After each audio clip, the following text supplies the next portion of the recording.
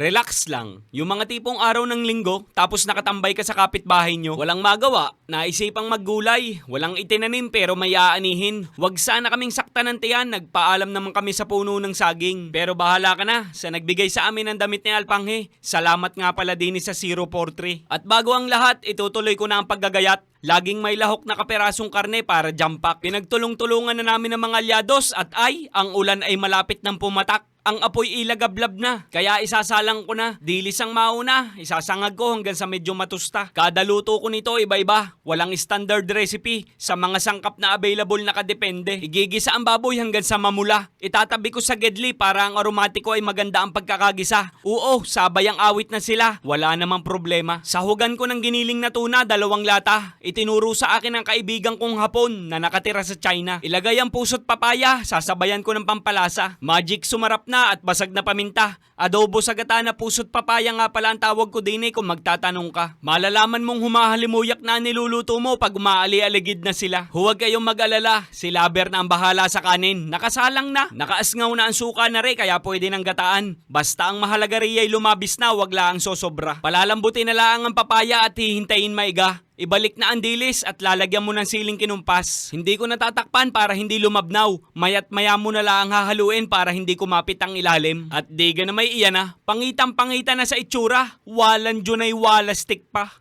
Nako nga, ay inang!